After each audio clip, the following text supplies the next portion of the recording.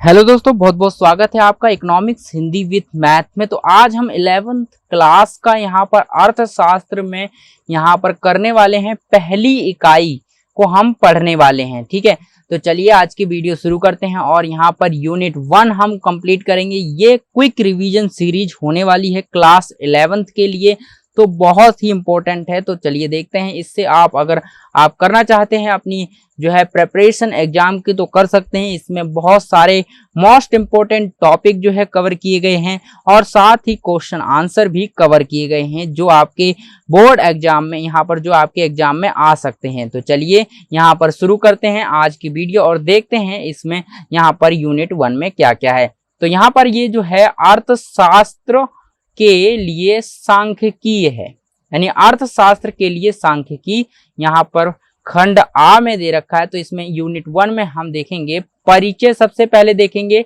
सांख्यिकी का परिचय क्या होता है, यानी सांख्यिकी किसे कहते हैं, ये सारी चीजें हम देखेंगे। तो यहाँ पर देखिए इतना प्यारा सा चित्र बनाकर आपको समझाया गया है कि क्या क्या चीजें हैं। तो पहला है अर्थशास्त्र है, अर्थशास्त्र के बारे में हम इसमें पढ़ेंगे। उसके बाद उपभोक्ता के बारे में पढ़ेंगे, सांख्यिकी के बारे में पढ़ेंगे और उत्पाद के बारे में पढ़ेंगे, विनिमय के बारे में पढ़ेंगे, वितरण के बारे में, दुर्लभता के बारे में और आंकड़ों का संग्रहण यानी इकट्ठा करना आंकड़ों को, आंकड़ों का संगठन करना, उसके बाद आंकड़ों का प्रस्तुतिकरण करना, उसके बाद आंकड़ों का विश्लेषण करना और साथ ही निर्वाचन करना। तो सारी चीजें इस चैप्टर में हम देखने वाले हैं, यानी इस यूनिट में हम कवर करने वाले हैं। तो इस वीडियो को जो है अंत तक जरूर देखें। ठीक है, तो चलिए शुरू करते हैं। तो यहाँ पर देखिए पहली चीज अर्थशास्त्र, ये रहा अर्थशास्त्र, धन का शास्त्र है। ठीक है, तो किस तरह से इसको विभाजित किया गया है, इसको देखिए दो प्रकार से विभाजित किया गया है। पहला देखिए सांख्यिकी के रूप में, सांख्यिकी, तो यहाँ पर सांख्यिकी है। उसके बाद उपभोक्ता वस्तुएं और सेवाएं, उसके बाद उत्पाद वस्तुएं और सेवाओं का उत्पादन करना, उत्पाद और वस्तुएं और सेवाओं का उत्पादन करना। तो उसके बाद इसके घटक दे रखे हैं, उपभोग दे रखा है, उत्पादन दे रखा है, यानी उपभोग, उत्पादन, विनिमय और वितरण, ये इसके 4 घटक होते हैं। ठीक है, अर्थशास्त्र में क्या होते हैं, इसके 4 ये घटक होते हैं। तो क्या है, उपभोग, उत्पादन, विनिमय और वितरण, इसके घटक हैं। ठीक है, चलिए अब देखते हैं परिभाषाओं की बात करते हैं। तो परिभाषाएं भी हैं एक वचन के रूप में। तो हम ये क्या चीज में बता रहा हूं आपको, इनके बारे में अभी मैं कुछ नहीं बता रहा हूं, बस आपको ये बता रहा हूं कि हम इस यूनिट में क्या क्या पढ़ने वाले हैं, किस किस चीज के बारे में पढ़ेंगे। एक वचन के रूप में क्या होती है परिभाषा, बहुवचन के रूप में सांख्यिकी की परिभाषा क्या होती है, फिर आंकड़ों का संग्रहण क्या होता है, ठीक है, विधि के चरण क्या होते हैं और आंकड़ों का प्रस्तुतिकरण कैसे करते हैं, आंकड़ों का विश्लेषण क्या होता है, निर्वाचन क्या होता है, ये सारी चीजें हम पढ़ेंगे। उसके बाद कार्य और महत्व देखेंगे, मात्रात्मक प्रदर्शन देखेंगे, तुलना देखेंगे, कारण प्रभाव और आर्थिक सिद्धांत का निर्माण भी देखेंगे, भविष्यवाणी आदि को हम इस चैप्टर में कवर करने वाले हैं, यानी पढ़ने वाले हैं। तो इसको ध्यान से देखिए और शुरू करते हैं। चलिए देखते हैं।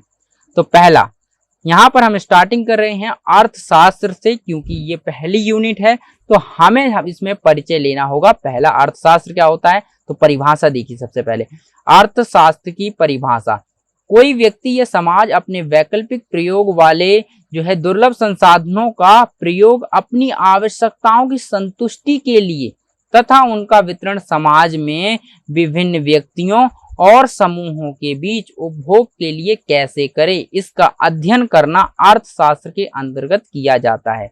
ठीक है, इसका अध्ययन जो है अर्थशास्त्र के अंतर्गत किया जाता है। तो चलिए अब इसको विस्तार से समझते हैं, ये कहना क्या चाहता है। कोई व्यक्ति या समाज, ठीक है, एक व्यक्ति होता है या समाज होगा, कोई व्यक्ति या समाज वैकल्पिक प्रयोगों वाले दुर्लभ संसाधनों का प्रयोग, वैकल्पिक यहाँ पर देखिए शब्द यूज किया गया है, वैकल्पिक प्रयोगों वाले, यानी ऐसे प्रयोग वाले जिनके वैकल्पिक प्रयोग हैं, बहुत सारे प्रयोग होते हैं, यानी एक चीज खरीदी तो उसका काफी सारा प्रयोग है, बहुत जगह यूज कर सकते हैं। तो यहाँ पर वैकल्पिक प्रयोगों वाले दुर्लभ संसाधनों का प्रयोग अपनी आवश्यकताओं की संतुष्टि के लिए, यानी ऐसे संसाधन दुर्लभ जो होते हैं, बहुत मतलब मुश्किल से मिलते हैं और यहाँ पर प्रयोग अपनी जो है संतुष्टि के लिए, उनका जो प्रयोग और उनका वितरण, उनका देखिए प्रयोग की बात कर रहा है कि यहाँ पर क्या कह रहा है, एक व्यक्ति या समाज अपने वैकल्पिक प्रयोग वाले दुर्लभ संसाधनों का, यानी वैकल्पिक प्रयोग जो काफी वैकल्प यानी काफी यूज होते हैं और वैकल्पिक रूप से प्रयोग किए जाते हैं और दुर्लभ हैं, तो उनका प्रयोग जो है कैसे करना है अपनी आवश्यकता की संतुष्टि के लिए एक व्यक्ति या समाज को, उसके बाद उनका वितरण कैसे किया जाए समाज के विभिन्न व्यक्तियों और समूहों के बीच में, उस कहता है, और उसके बाद उपभोग के लिए कैसे करना है, इसका जो है यहाँ पर उपभोग के लिए कैसे करना है, उसके बाद इसका अध्ययन करना, इन सब चीजों का अध्ययन करना क्या कहलाता है, अर्थशास्त्र कहलाता है। चलिए यहाँ पर ये काफी डिफिकल्ट परिभाषा है, काफी आपको कंफ्यूज कर सकती है और ये आपको परिभाषा काफी मुश्किल लग रही होगी।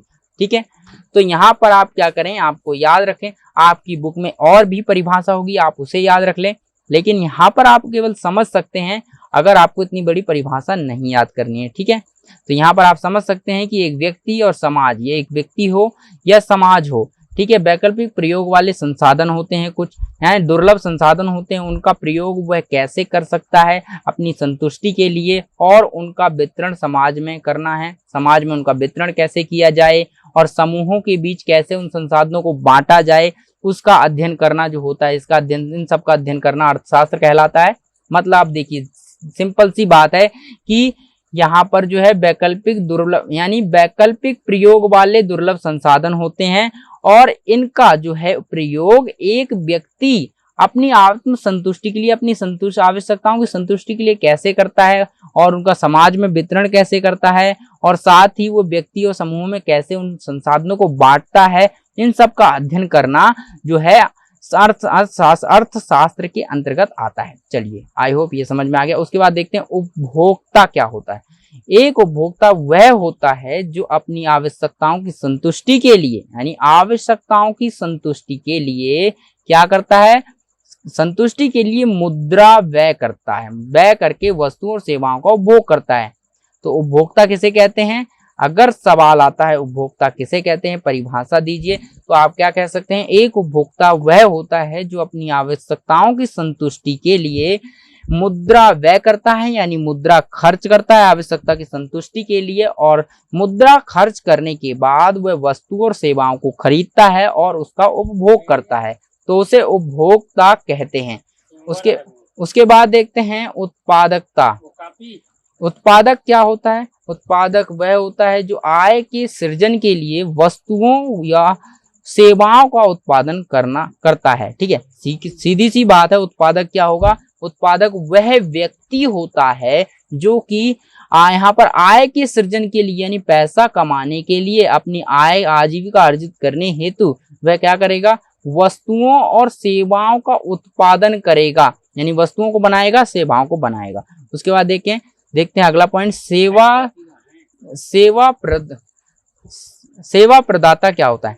सेवा प्रदाता क्या होता है, यहाँ पर देखिए वह होता है जो किसी को भुगतान के बदले में किसी किस्म की सेवा प्रदान करता है, वो सेवा प्रदाता होता है। ठीक है, यहाँ पर देखिए सेवा धारक क्या होता है, जो सेवा को धारण करता है, यानी वह जो किसी अन्य व्यक्ति के लिए कार्य करता है और उसके लिए मजदूरी या वेतन के रूप में भुगतान प्राप्त करता है, उसे सेवा धारक कहते हैं। ठीक है, सेवा धारक क्या होता है, वह जो किसी अन्य व्यक्ति के लिए कार्य करता है, सेवा धारक जो अन्य व्यक्ति के लिए कार्य करता है और इसके लिए वो क्या करता है, मजदूरी लेता है या वेतन लेगा, उसके बाद वेतन के रूप में वो भुगतान प्राप्त करता है। यहाँ पर ये चीज है। ठीक है, आई होप यहाँ पर ये सारे पॉइंट कवर हो गए। उसके बाद देखते हैं गतिविधियां, आर्थिक गतिविधियां और गैर आर्थिक गतिविधियां कुछ दे रखी हैं। ठीक है, क्या होती हैं इनको देखते हैं। आर्थिक गतिविधियां देखते हैं, आर्थिक गतिविधियां क्या हैं, वे सभी गतिविधियां जो आर्थिक रूप से आय के प्रवाह में वृद्धि करती हैं, आर्थिक गतिविधियां कहलाती हैं। ठीक है, सिंपल सी परिभाषा है, सिंपल सी बात है कि वे सभी गतिविधियां जो कि आर्थिक आय में, यानी अर्थव्यवस्था में आय प्रवाह में जो है वृद्धि करती हैं, अर्थव्यवस्था की जो है आय प्रवाह को बढ़ाती हैं, उसे हम आर्थिक गतिविधियां कहते हैं। यानी वे सभी गतिविधियां जो अर्थव्यवस्था में आय के प्रवाह में वृद्धि करती हैं उन्हें हम कहते हैं आर्थिक गतिविधियां। आर्थिक गतिविधियां कहलाती हैं। उसके बाद उदाहरण जैसे कि उत्पादन हो गया, उपभोग हो गया आदि हो जाता है। गैर आर्थिक गतिविधियां किसे कहते हैं?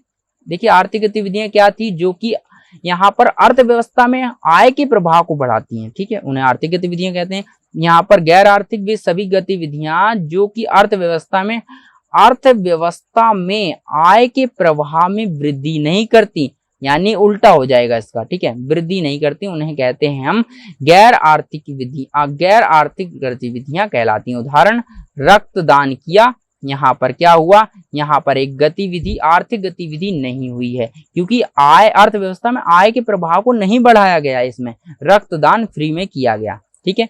अब देखते हैं दुर्लभता क्या होती है। दुर्लभता से अभिप्राय उस अवस्था से है जिसमें किसी वस्तु, सेवा या जो है संसाधन की पूर्ति उसकी मांग की तुलना में कम होती है। दुर्लभता मतलब क्या होती है? दुर्लभता, आपने शब्द सुना होगा कहीं ना कहीं, दुर्लभता यानी ये चीज मिलना दुर्लभ हो गया है, यानी ऐसी चीज जो बड़ी मुश्किल से मिलती है। तो वही कहना चाह रहा है यहाँ पर कि जिसमें किसी वस्तु, सेवा या जो है संसाधन की जो पूर्ति होती है उसकी मांग की तुलना में वह कम होती है, यानी मांग बहुत अधिक होगी किसी चीज की लेकिन उसकी मात्रा बहुत कम होगी, ठीक है।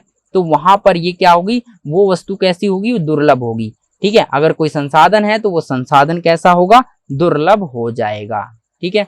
तो चलिए यहाँ पर देखते हैं हम सांख्यिकी की बात करते हैं। सांख्यिकी क्या है? सांख्यिकी दो अर्थों में परिभाषित किया जा सकता है सांख्यिकी को। पहला है, देखिए यहाँ पर है, सांख्यिकी एक वचन के रूप में, बहुवचन के रूप में, एक वचन के रूप में और बहुवचन के रूप में परिभाषित किया जा सकता है। तो चलिए ये भी देख लेते हैं सांख्यिकी को। एक वचन के रूप में सांख्यिकी किसे कहते हैं? एक वचन के रूप में सांख्यिकी वह विज्ञान है। सांख्यिकी क्या है? एक विज्ञान है जो कि किसी विषय पर प्रकाश डालने के उद्देश्य से संग्रहित किए गए आंकड़ों के संग्रहण, वर्गीकरण, प्रदर्शन और तुलना और व्याख्या करने की विधि का विवेचन करता है। तो एक वचन के रूप में सांख्यिकी की परिभाषा क्या है? सांख्यिकी की परिभाषा ये है कि यहाँ पर जो है एक वचन के रूप में जो सांख्यिकी होती है वह क्या है, वो विज्ञान है जो कि किसी विषय पर, एक विषय पर प्रकाश डालने के उद्देश्य से संग्रहण, आंकड़ों के संग्रहण, आंकड़ों को इकट्ठा करना, वर्गीकरण करना, प्रदर्शन करना, तुलना करना, व्याख्या करना आदि सम्मिलित होता है और उसकी लास्ट में उसकी विवेचना करना जो है एक वचन के रूप में सांख्यिकी आती है, ठीक है।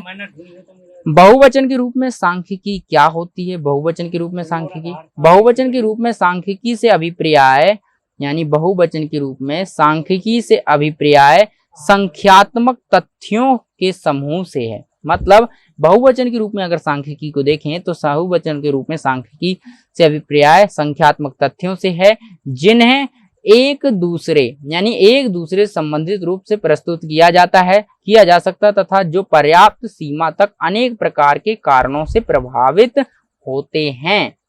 तो आई होप यहाँ पर आपको एक वचन के रूप में, दो वचन के रूप में, बहुवचन के रूप में सांख्यिकी का अर्थ पता चल गया। यहाँ क्या है, ये बहुवचन के रूप में सांख्यिकी का अभिप्राय होता है संख्यात्मक तथ्यों के समूह से होता है, ठीक है। संख्यात्मक तथ्यों का जहाँ पर समूह होगा वहां पर बहुवचन के रूप में यहाँ पर बहुवचन के रूप में सांख्यिकी होगी और जिन्हें इनमें क्या होता है, एक दूसरे संबंधित रूप प्रस्तुत किया जा सकता है, ठीक है। तो यहाँ पर हमने ये कवर कर लिया। आगे हम अगली वीडियो में देखेंगे आगे का टॉपिक। तो इस चैनल को भी सब्सक्राइब कर लें और बेल आइकन भी दबा लें ताकि आपको ऐसी वीडियो आगे की मिलती रहें। तो चलिए फिर मिलते हैं एक नए वीडियो में एक नए टॉपिक के साथ।